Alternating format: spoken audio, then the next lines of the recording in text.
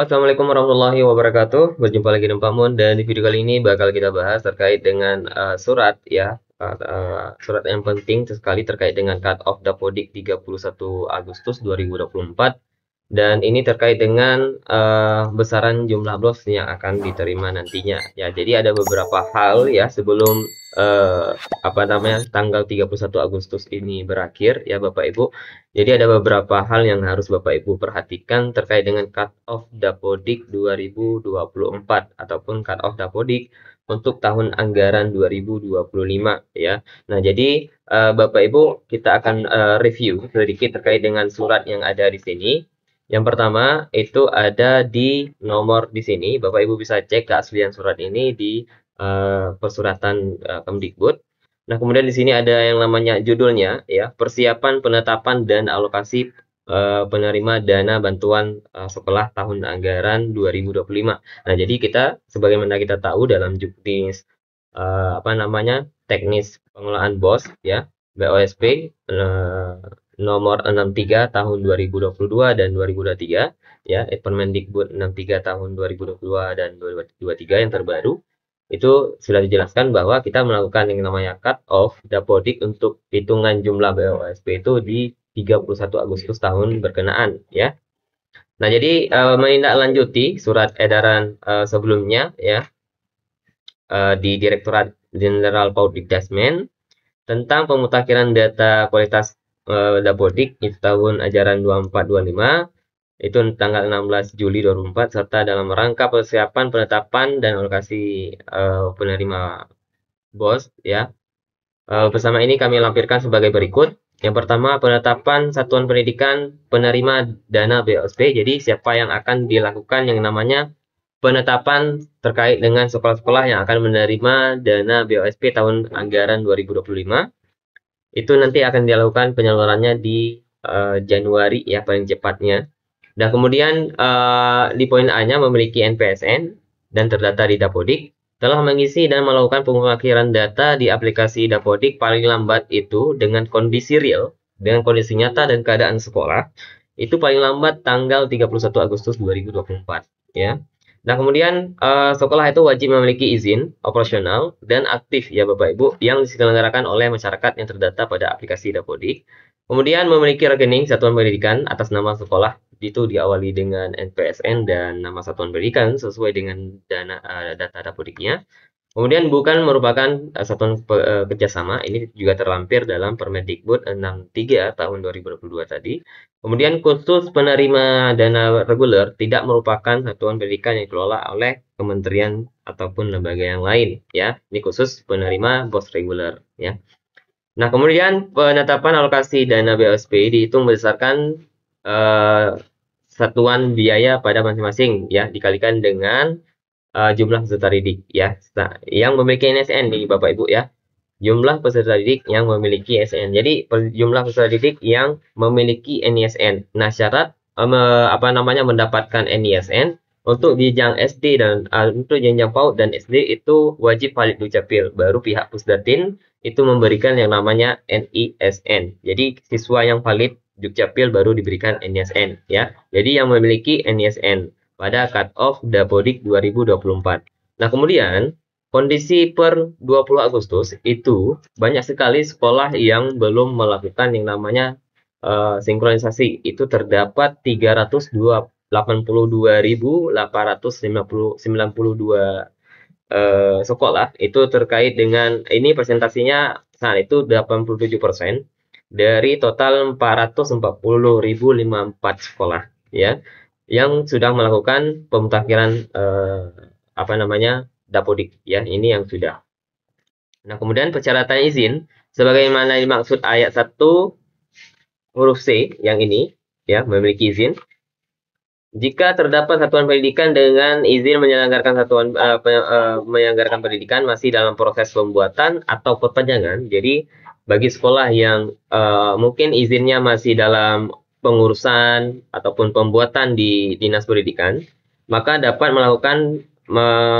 dilakukan dengan menggunakan surat keterangan dari dinas. Nah, jadi nanti pihak dinasnya membuat surat ya secara kolektif. Mungkin teman-teman dinas itu bisa melakukan yang namanya pembuatan surat secara kolektif nama-nama sekolah yang memang sedang dalam masa perpanjangan izin. Dan ini kalau untuk admin dinas itu bisa meminta ya data izin ini di BPMP-nya, di BPMP provinsi masing-masing ya. Kemudian kan nggak mungkin nanti admin dinasnya ngecek di perpal di perpal SP ya. Nah jadi Bapak Ibu nanti ngecek izinnya itu di perpal SP ya, di perpal SP satuan pendidikannya masing-masing ya, di perpal SP. Nah ini loginnya di perpal SP-nya ya. Nanti Bapak Ibu setelah login klik di menu di bagian ini, klik di bagian perbaikan data. Lihat nih sama nggak antara izin operasional, tanggal SK-nya, tanggal berlakunya ya. Ini sama apa tidak ya? Kalau tidak sama, misalkan ini seperti ini mati izin ya, sudah bulan 5, ini sudah bulan 8, ini mati izin, ini harus diupdate lagi ya Bapak Ibu. Nah jadi seperti itu. Nah kemudian untuk masalah persyaratan rekening ya. Nah persyaratan rekening sebagaimana dimaksud ini sesuai dengan standar yang ditetapkan oleh pemerintah daerah ya. Nah kemudian dalam hal terdapat satuan pendidikan tidak ditetapkan sebagai penerima dana BOSP tahun 2025 menjadi tanggung jawab pemerintah daerah dan satuan pendidikan swasta menjadi tanggung jawab si yayasannya. Jadi kalau hal ya tidak ditetapkan nantinya itu menjadi tanggung jawab daerah bagi yang negeri ya, tanggung jawab Pemdanya, dan tanggung jawab bagi swasta yaitu yayasan atau lembaganya ya.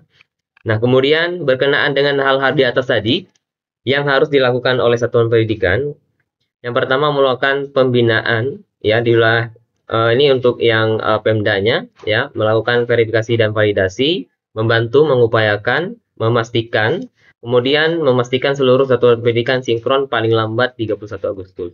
Kemudian poin keduanya menyampaikan surat keterangan ya terkait dengan perpanjangan izin tadi itu sekinya Direktur Jenderal PAUD di Pendidikan Dasar dan Menengah dilampiri data satuan pendidikan dalam proses perpanjangan ya, itu paling lambat 31 Agustus juga melalui tautan ini tautannya ya. Setelah proses izin penyelenggaraan selesai, dinas harus melakukan pemutakhiran data pada perpal SP. Nah jadi kalau sudah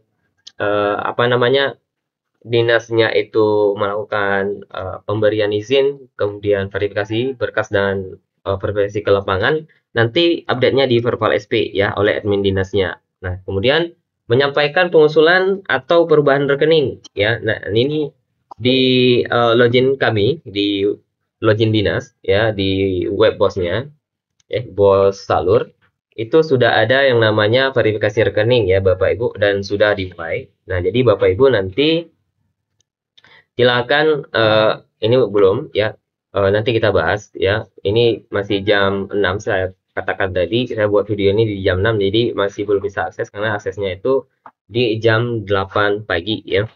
Nah jadi admin dinas sudah mulai bisa melakukan yang namanya proses verifikasi rekening ya Bapak Ibu, itu paling lambat juga di 1 Desember. Jadi batasnya itu di Novembernya ya. Jadi sebelum November Bapak Ibu sudah melakukan yang namanya verifikasi rekening. Jadi kalau admin dinasnya minta rekening untuk diverifikasi bagi yang melakukan perubahan nomor ataupun nama, itu disesuaikan.